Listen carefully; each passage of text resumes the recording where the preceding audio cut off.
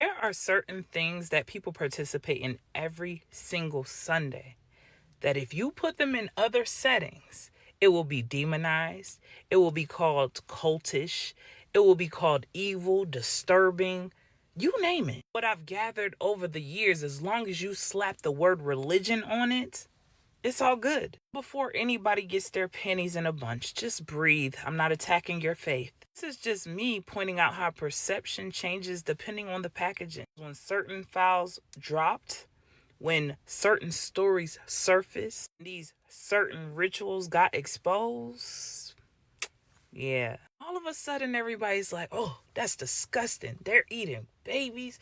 I'm flabbergasted. I mean, just such outrage.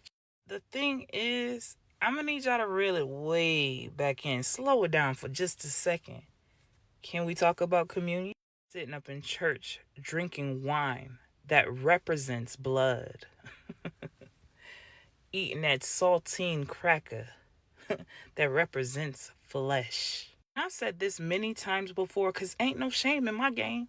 They got me too before. I used to be starving like Marvin in church. Ribs was touching. One point in time, communion was my favorite part of the service. And that juice on down the aisle. Now, imagine outside of the religious or church setting, right? Somebody coming up to you and saying, here, consume this blood and eat this bread or this cracker that represents my flesh. You're going to look at them so quick, like, if you don't get the fuck out of my face. So y'all would call it a cult before they even done explaining. What I realized, it's not always about what's being done. It's only about who's doing it. Now, y'all know me. Allegory matters. In Christianity, I realized that communion is to represent remembrance. Sacrifice, covenant. Okay, cool, bet. Y'all got that. The only question is this.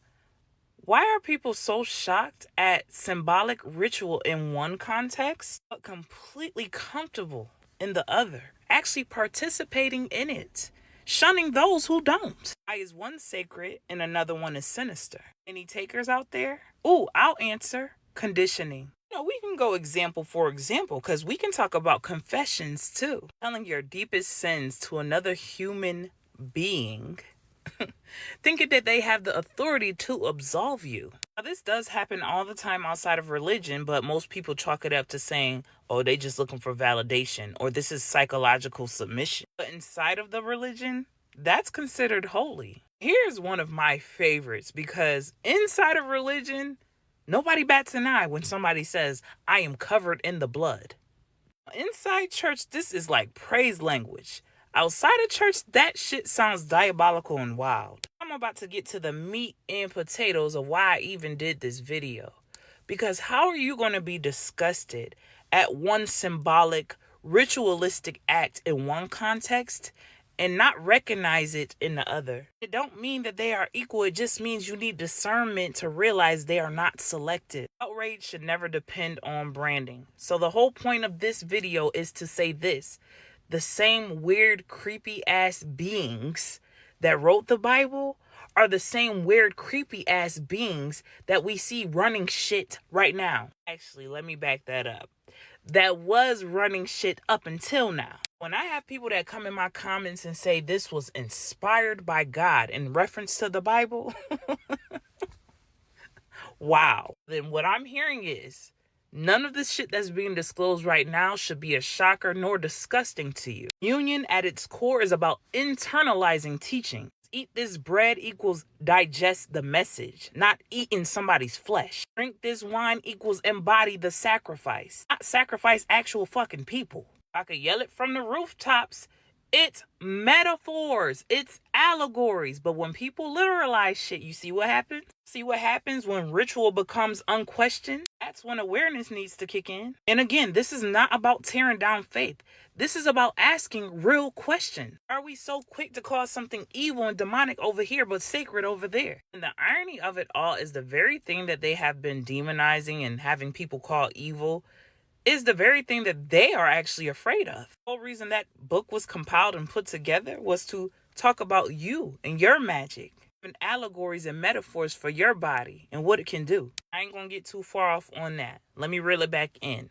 My question is, why are we so selective with our outrage? Why are people so selective with their shock? If something feels wrong in one context, it should also feel wrong in another context. If you only question it outside of your belief system, that is not discernment. All you're doing is defending it at that point. I don't know. This just was some things that I noticed, questions that need answers. Don't be mad at me. Just remember, I'm the messenger. I'm only here to make you think, baby. Before I let y'all go, just a reminder, I will be in Dallas area March 14th, 2026 with Roderick Martin discussing everything, okay? We're going to be talking about all things cosmic, conspiracy theory, which we know is realism, sure, otherworldly beings, portals, energy, vibration, you name it. If you are interested, head to the link in my bio, or you can head to uaura.tech and click on the events tab.